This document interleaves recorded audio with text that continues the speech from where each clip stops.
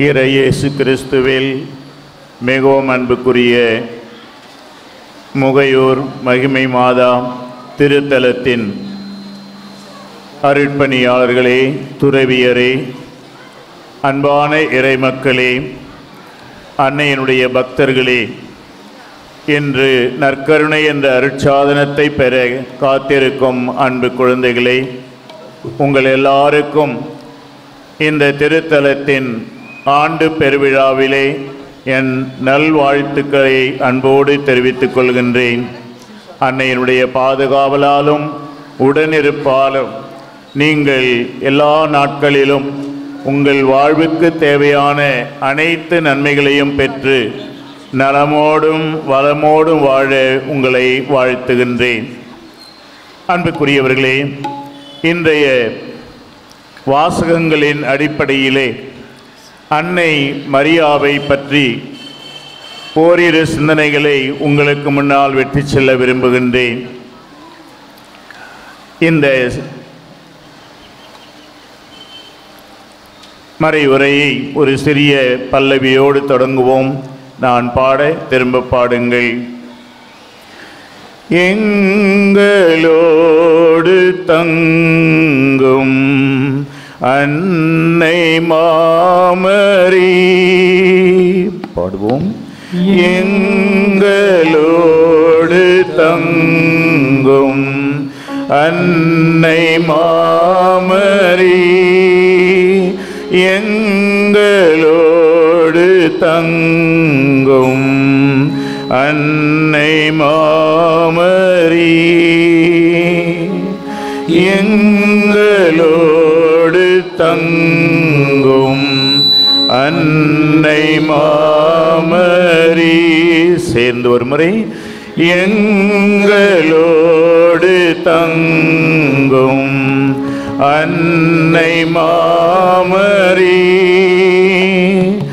எங்களோடு தங்கும் அன்னை மாமரி.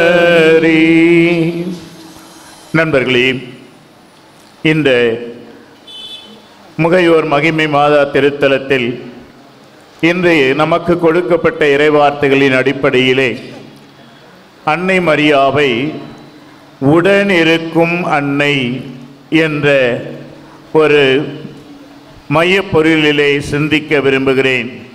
உடனிருக்கும் அன்னை. ஒரு 20-30 ஆண்டுகளுக்கு முன்னால் சேலம் மறை மாவட்டத்தினுடைய ஒரு பங்கிலே கர்நாடகா, தமிழ்நாடு அந்த ஓரப்பகுதியிலே ஒகேனக்கல் நீர்வீழ்ச்சி என்றெல்லாம் கேள்விப்பட்டிருப்பீர்கள். அந்த பகுதியிலே ஒரு காட்டுக்குள் இருக்கிற ஒரு பெரிய ஊர், ஏறக்குறைய ஒரு 300-400 தலைக்கட்டுகள் இருக்கின்ற ஒரு பெரிய கிராமம். ஏறக்குறைய எல்லாரும் கிறிஸ்தவர்கள், ஒரு சிலர் தவிர. இப்படிப்பட்ட ஒரு பங்கிலே நான் பங்கு தந்தையாக அனுப்பப்பட்டேன். அந்த மைய பங்கு ஆலயத்திலே ஞாயிறு திருப்பலியை நிறைவேற்றிவிட்டு அப்போது உபதேசியார் வந்து சொன்னார், ஃபாதர், இன்னைக்கு மாலை திருப்பலிக்கு பிலிகுண்டு என்ற ஒரு ஊருக்கு போக வேண்டும் என்றார். சொன்னேன், எவ்வளோ நேரம் எடுக்கும்? இல்லை ஃபாதர், பக்கம்தான் ஃபாதர், 10 கிலோமீட்டர் நடந்தே போயிடுவோம் அப்படின்னார். சரி, அவர் நானுமாக சேர்ந்து மாலை ஒரு 5:30 மணிக்கு புறப்பட்டு 10 கிலோமீட்டர் நடைப்பயணத்தை மேற்கொண்டோம். அப்போது ஏறக்குறைய 1 மணி நேரம் ஆன பிற்பாடு இருட்டு தொடங்கிவிட்டது. நாங்கள் நடந்ததோ அந்த காட்டு பகுதியிலே இருக்கின்ற அந்த ஒத்தடி பாதை என்று சொல்வார்கள், காட்டிலே மிருகங்கள் நடந்து போகின்ற அந்த பாதை.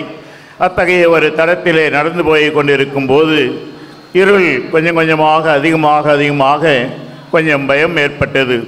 ஏனென்றால் பக்கத்திலேயே காட்டு விலங்குகளை பார்க்க முடிந்தது. அந்த விலங்குகளுக்கு மத்தியிலும் யானைகளை பக்கத்திலே வைத்து கொண்டு அவற்றையெல்லாம் ரசித்து கொண்டு நடக்கின்ற ஒரு நடைப்பயணம். ஒரு குறிப்பிட்ட இடத்திலே வந்தபோது ஒரு பள்ளம் இறங்கி ஏறுகின்ற அந்த நேரத்திலே திடீர் பக்கத்திலே இருந்து ஒரு யானை பிளிறியது. உடனே எனக்கு ஒரு மாதிரி ஆயிடுச்சு. உடனே ஐயா அப்படின்னு ஒன்று அப்பா அவரும் பக்கத்தில் தான் இருந்தார். என் கையை பிடிச்சிக்கிட்டு, என்ன ஃபாதர் அப்படின்னார். இன்னும் இருட்டாக இருக்குது, இன்னும் எவ்வளோ தூரம் போகணும், இன்னும் ஒரு 5 கிலோமீட்டர் தான் ஃபாதர், 5 கிலோமீட்டர் வந்துட்டோம், இன்னும் 5 கிலோமீட்டர் போகணும் அவ்வளோதான். ஏன்னா அங்கே வந்து 7 மணிக்கு புதுசு, அதனால் அந்த நேரத்துக்கு போனால் போதும் அப்படின்னு. அப்போது அவர் இன்னும் 5 கிலோமீட்டர் போகணுன்னு சொல்கிறீங்க, இந்த காட்டு பகுதியில் எப்படி போகிறது, வந்து கொஞ்சம் ஒருவேளை நாம் நேரத்திலேயே புறப்பட்டு வந்திருந்தால் நல்லா இருந்திருக்குமோ அப்படிலாம். ஃபாதர் எதுக்கும் பயப்படாதீங்க அப்படின்ட்டு வேகமாக பாக்கெட்டுக்குள்ளே ஒரு கை போட்டு ஒரு ஜெபமாலை எடுத்து நேராக காட்டி, பாருங்கள் மாதா நம்மோடு, மாதா நம்மோடு இருக்கிறார், தைரியமாக வாங்க ஃபாதர் அப்படின்னு சொல்லிட்டு ஜெபமாலை சொல்ல தொடங்கிட்டார்.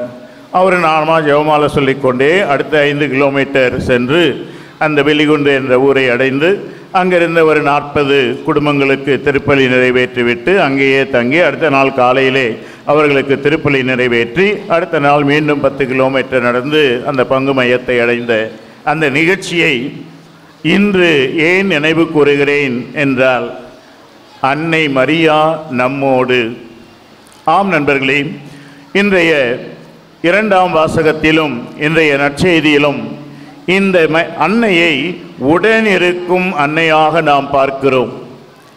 இன்றைய 2ஆம் வாசகத்திலே இயேசுனுடைய இறப்புக்கு பிற்பாடு சீடர்கள் எல்லாம் சிதறி போயிட்ட அந்த நிலையிலே எஞ்சியிருந்த ஒரு சிலரை கூட்டிக் கொண்டு எருசலேமிலே ஒரு மேல் மாடி அறையிலே அன்னை மரியாவும் சில பெண்களும் ஒரு சில சீடர்களுமாய் அங்கே இருந்தார்கள் என்று இன்றைய முதல் வாசகத்திலே பார்க்கிறோம்.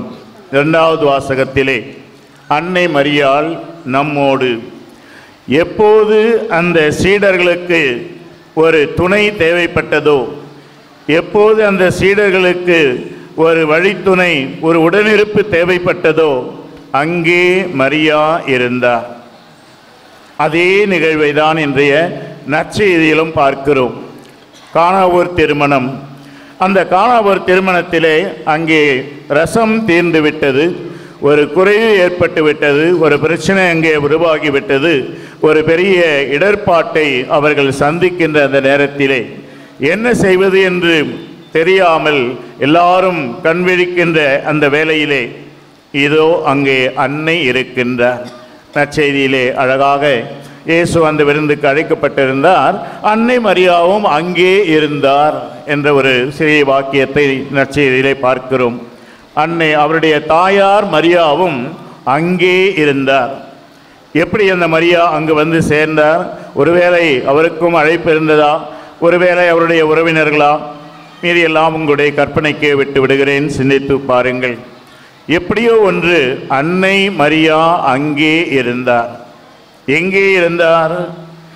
எங்கு அவருடைய உதவி தேவைப்படுகிறதோ, எங்கு அவருடைய பிரசன்னம் தேவைப்படுகின்றதோ அங்கே அவர் இருந்தார். இது கானாவூர் திருமணத்திலே மட்டுமல்ல, இயேசுனுடைய வாழ்க்கையில் தொடக்கத்திலிருந்து கடைசி வரை நீங்கள் பார்க்கும்போது அன்னை அங்கே இருந்தார். எங்கே? அன்னை இயேசுவோடு இருந்தார். அவரை கருதாங்கிய நேரத்திலே இயேசுவோடு இருந்தார். பெற்றெடுத்து சிறுபையனாக அவரை வளர்த்த காலத்திலே இயேசுவோடு இருந்தார். அந்த சிறுபையன் தன்னுடைய பணியை தொடங்கிய காலத்திலே அவரோடு சில பெண்களும் சேர்ந்து அங்கே இருந்தார்கள் என்று நற்செய்தியிலே பார்க்கிறோம். அதே போல அந்த இயேசு கிறிஸ்து தன் பணியினுடைய நிறைவு செய்கின்ற போது, அவருடைய சிலுவை மரணத்தை பாடுகளின் போதும் அங்கே மரியா இருந்தார். பாருங்கள், எல்லாரும் ஓடிவிட்டார்கள். சிலுவையின் அடியிலே ஒரு சீடரும் மரியாவும் மட்டும் இருக்க, அந்த இடத்திலே தான் இதோ உன் தாய் என்ற வார்த்தையின் மூலம் நாம் எல்லாரும் மரியாவை, நம்பிக்கையாளர்கள் அனைவரும் மரியாவை நம் தாயாக பெற்றுக்கொண்டோம். ஆம் அன்புக்குரியவர்களே, முகையூர் மகிமை மாதாவின் திருவிழாவை கொண்டாடுகின்ற இந்த வேளையிலே, இந்த நாளில் இந்த ஒரு எண்ணத்தோடு நீங்கள் இல்லம் செல்ல உங்களை அன்போடு கேட்டுக்கொள்கிறேன். எனது அன்னை என்னோடு இருக்கிறார். அந்த காட்டிலே என்னோடு நடந்த அந்த வயதான உபதேசியார் நான் சற்று பயப்படுவதாக தெரிந்தவுடனே தன்னுடைய வேஷ்டியிலிருந்து முடித்து வைத்திருந்த அந்த ஜெபமாலையை கையிலே உயர்த்தி பிடித்து, சாமி பாருங்க, மாதா நம்மோடு. அந்த தைரியத்திலே நான் அங்கே அடுத்த 5 கிலோமீட்டர் நாங்கள் நடந்து அந்த வெலிகுண்டு ஆலயத்தை சென்று அடையும் வரை கையிலே அவர் உயர்த்தி பிடித்து கொண்டிருந்த அந்த ஜெபமாலையை அவர் இறக்கவே இல்லை.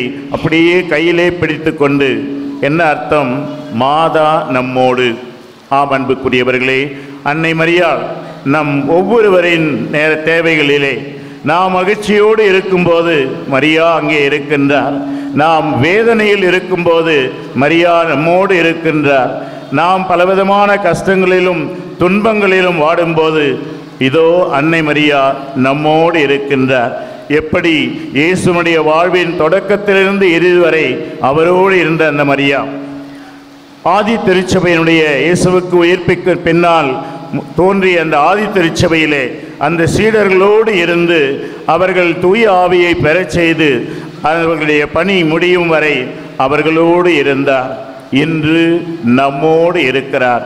ஒரு நிமிடம் கண்களை மூடி இந்த மகிமை மாதாவின் திருத்தலத்திலே நாம் ஒரு உணர்வுபூர்வமான ஒரு அறிக்கைக்கு வருவோம். அன்னை என்னோடு இருக்கிறார். அன்னை என்னோடு இருக்கிறார். அன்று இயேசுவோடு இருந்து இறுதி வரை அவரோடு இருந்த அவர் எனது வாழ்விலும் எப்போதும் என்னோடு, நான் தனியாக இருக்கும்போது, மற்றவர்களோடு இணைந்திருக்கும் போது, நான் பல பணிகளை செய்கின்ற போது, பயணங்கள் மேற்கொள்ளுகின்ற போது அன்னை என்னோடு இருக்கிறார். ஏனென்றால் அவர் உடன் இருக்கும் தாய். உடன் இருக்கும் தாய். இந்த வார்த்தைகளை அப்படியே உள்ளத்திலே பதிக்க செய்வோம். மீண்டும் அதே பல்லவியை எங்களோடு தங்கும் அன்னை மாமரி என்று சொல்கிற அந்த வார்த்தை பல்லவியை பாடுகின்ற அதே வேளையிலே நம் ஒவ்வொருடைய உள்ளத்தின் ஆழத்திலும் மாதா என்னோடு இருக்கிறார். ஆனால் இயேசுவோடு சீடர்களோடு அந்த தொடக்க காலத்திலே பலவிதமான கஷ்டங்களை சந்தித்து வேத சாட்சிகளாக மரித்த அத்தனை வேத சாட்சிகளோடு உடனிருந்த மரியா என்னோடு இருக்கிறார். அவர் என்னோடு இருக்கும் என் தாய் என்ற அந்த உணர்வை அப்படியே உள்ளத்திலே பதிய செய்வோம். எங்களோடு தங்கும் அன்னை மாமரி, எங்களோடு தங்கும் அன்னை மாமரி. கரங்களை உயர்த்தி பாடுவோம்.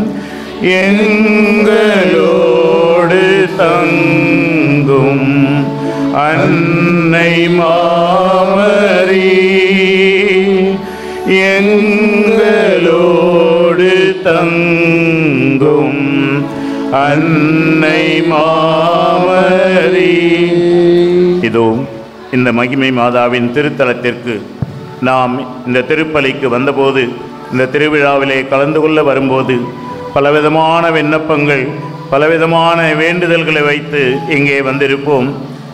மகிமை மாதா திருத்தலத்திலே அன்னை வழியாக நான் இந்த நன்மைகளை பெற விரும்புகிறேன், இந்த கஷ்டங்களிலிருந்து விடுபெற விரும்புகிறேன், இந்த வரங்களை பெற்று நான் மகிழ்ச்சியோடு வாழ விரும்புகிறேன், எனக்காகவும் மற்றவர்களுக்காகவும்.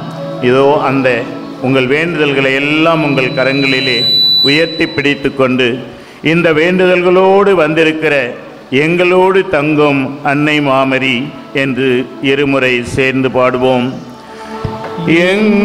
எங்களோடு தங்கும் அன்னை மாமரி,